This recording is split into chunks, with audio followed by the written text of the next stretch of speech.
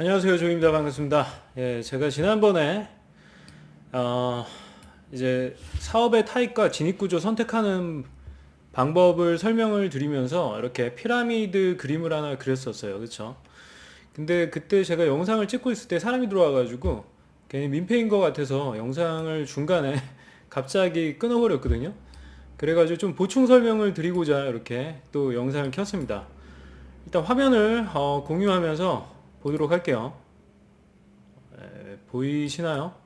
네, 지금 제가 그 유튜브 커뮤니티에다도 이 이미지를 올렸는데 이 그림이 굉장히 중요해요. 그리고 이게 일단 이 피라미드에 있는 내용들은 유통 사업을 기준으로 해서 이렇게 정리를 했지만 사실 뭐 레스토랑이나 요식업이나 아니면은 요리도 유통이지 일종의.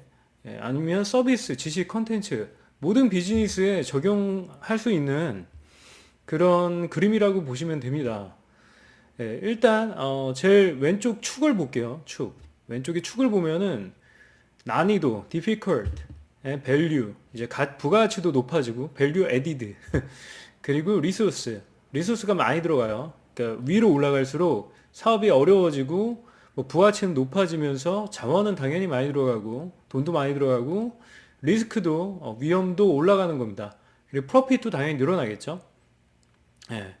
그리고 이 밸류가 이 단지 프로핏만을 의미하는 건 아니고요. 이게 브랜드 밸류, 브랜드 가치죠. 이름값, 뭐 이런 것도 다 무형의 자산의 가치도 다 늘어난다고 보시면 돼요.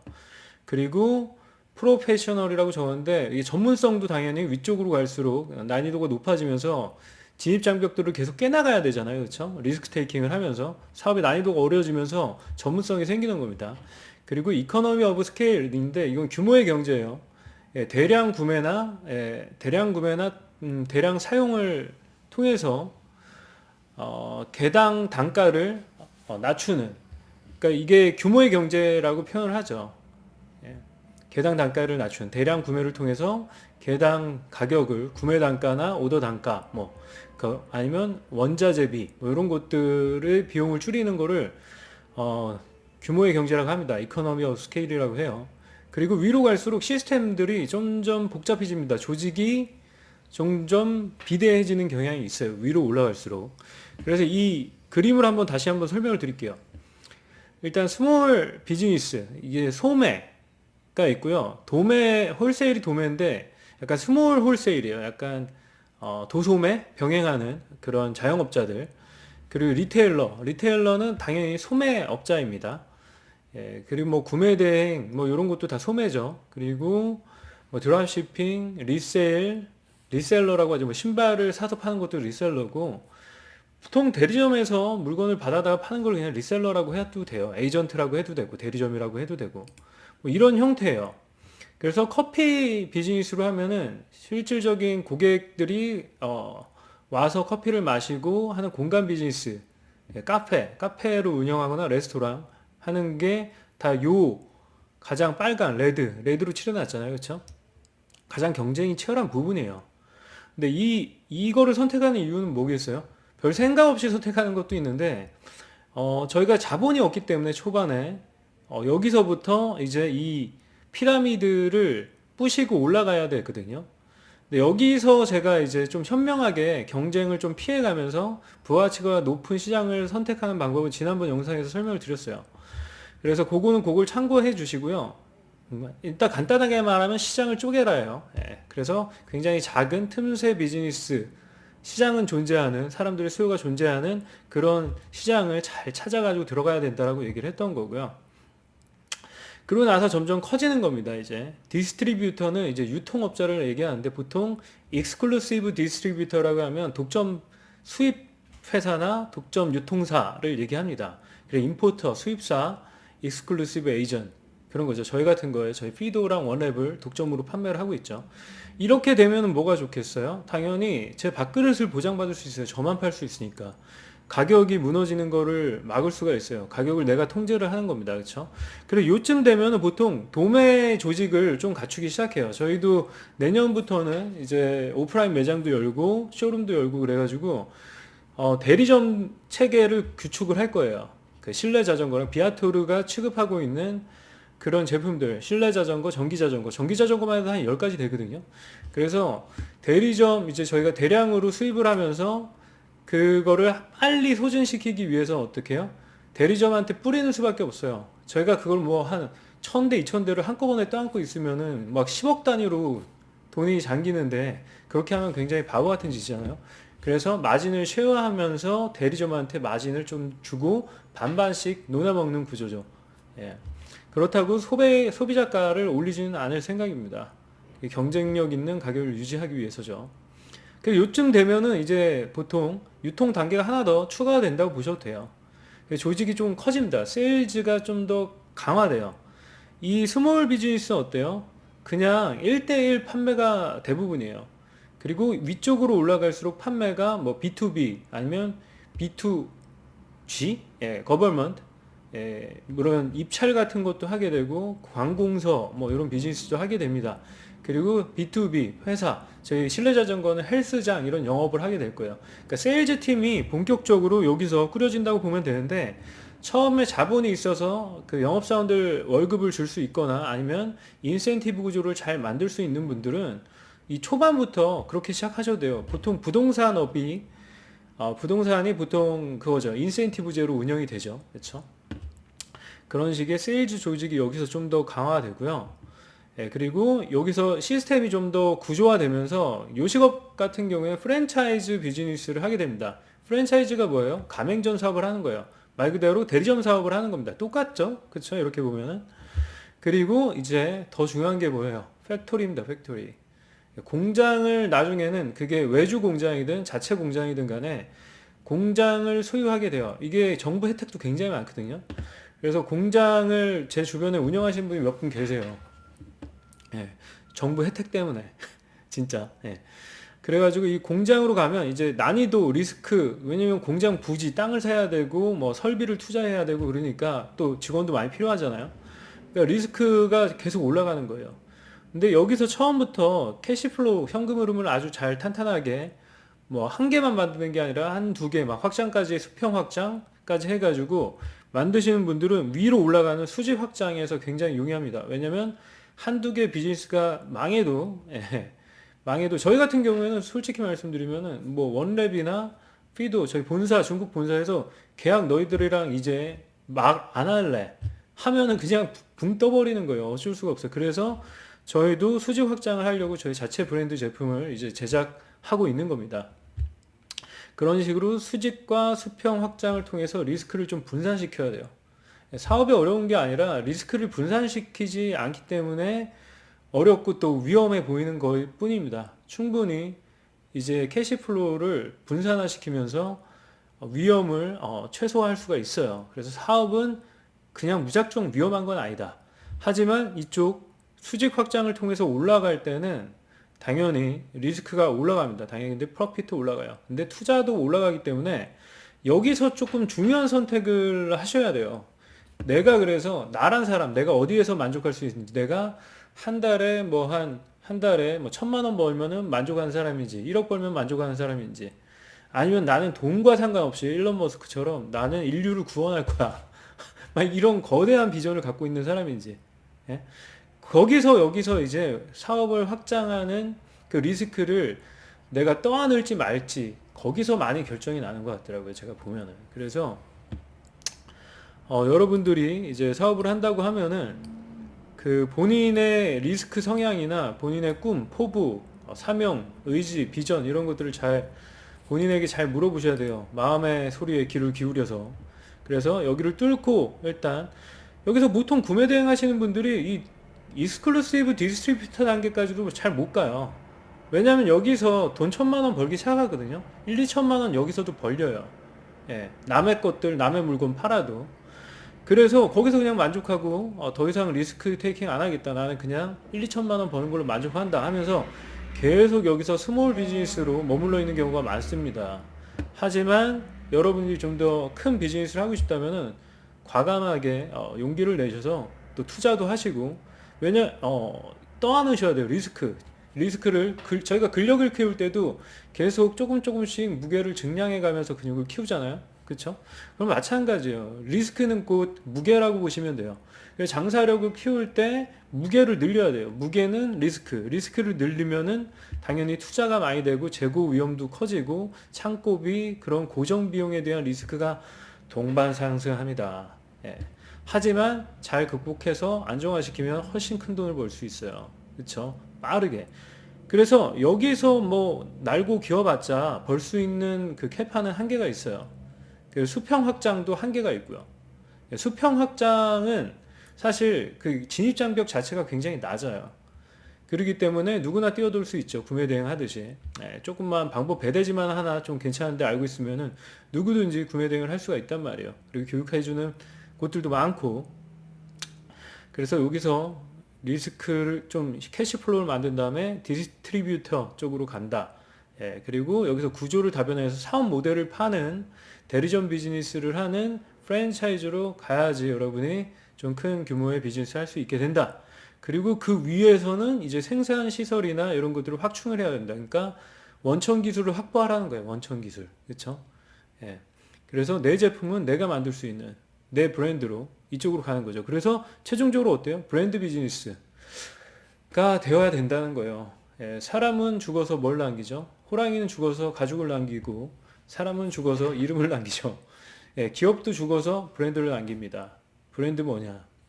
가령 코닥이라는 회사는 저희 로체스터의 상징과 같은 회사였어요. 그래서 실제로 이스트만 창업자 이름이 이스트만이거든요.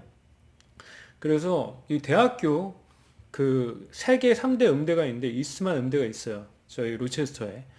그래서 그 사람의 뭐 창업자들의 그런 히스토리들이 그 대학 건물이나 건물도 굉장히 많이 줬어요. 그러니까 이 도시 자체를 먹여 살렸다고 해도 과언이 아닙니다. 그래서 그 브랜드는 아직도 살아있죠. 회사는 파산했어요.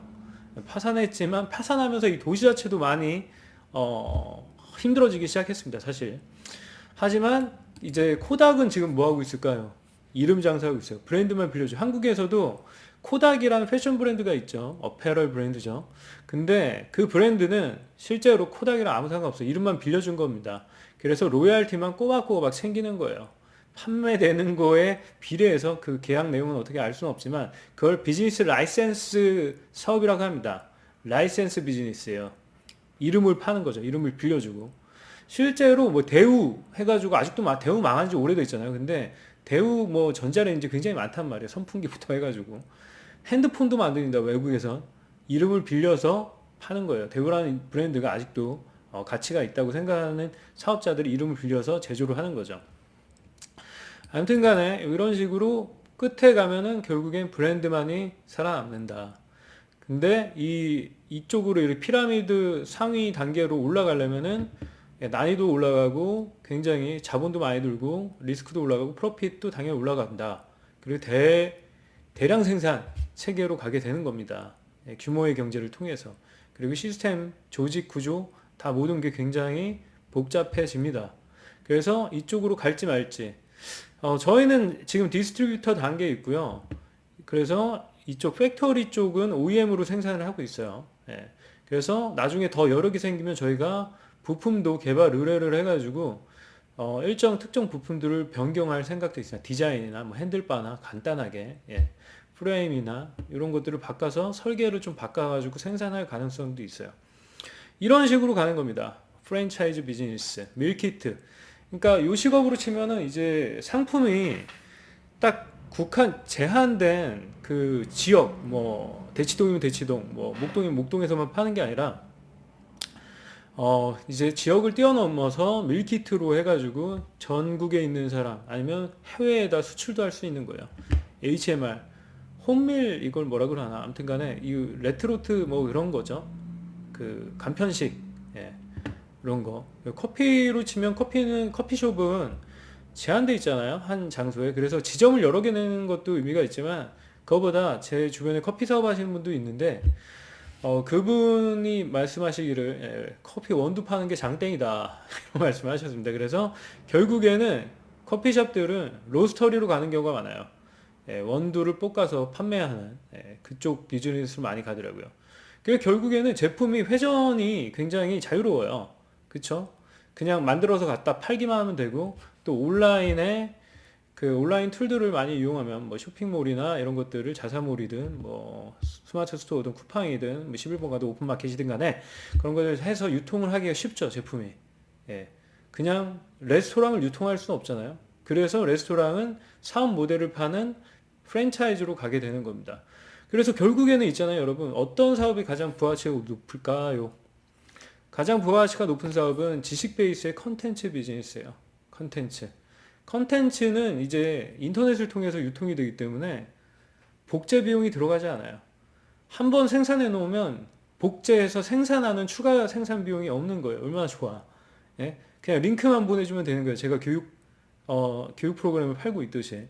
결국에는 이런 식으로 점점 사업의 레버리지, 뭔가 가능성, 규모, 뭐 이런 것들이 커지려면은 점점 전자화, 디지털화 되는 수밖에 없어요.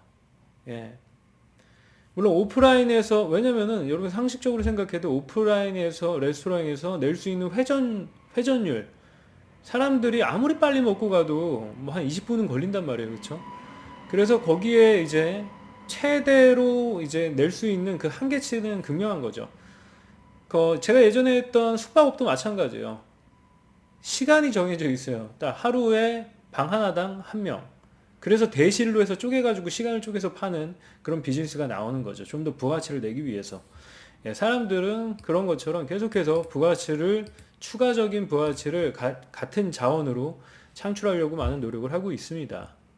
예, 그래서 이 그림을 꼭 기억해 주시기를 부탁드릴게요. 그래서 어떤 사업이든 약간 이런 형태로 간다. 결국에는 자기의 그런 원천 기술을 확보하고 경쟁력을 높여서 성을 쌓아나가는 형태. 예, 담을 높게 쌓아야지 적들이 잘 못 들어올 거 아니에요. 그렇죠? 그래서 이런 형태의 피라미드 구조의 비즈니스가 될 수밖에 없다. 그래서 결국 살아남는 애들은 굉장히 작지만 가장 큰 부가가치를 내는 브랜드 기업들이 생존을 하게 되는 겁니다. 심지어 이 브랜드를 잘 만드는 사람들이 있어요. 머리가 기가 막히게 좋은 거죠. 이런 사람들은 자기가 생산 시설을 확보하지 않아도, 제가 아는 사장님 중에 온오프 회장님이 있어요. 예, 그분은 약간 건축가 출신인데 일본 사람이에요.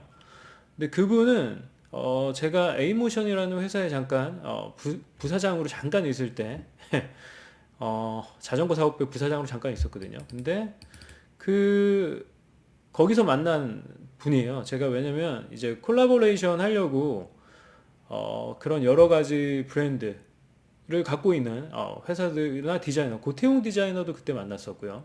예. 그래서 고태용 자전거를 제가 만들었습니다. 예. 물론 제작이나 디자인은 저희 직원들이 했었고요. 아무튼 이렇게 브랜드를 잘 만드는 사람들이 있어요. 예. 그 사람들은 제조사를 설득해가지고 투자도 제조사가 해요. 공장이 하고 내가 브랜드 만들게. 그래서 브랜드를 잘 만듭니다. 예. 브랜드가 뭐예요, 여러분?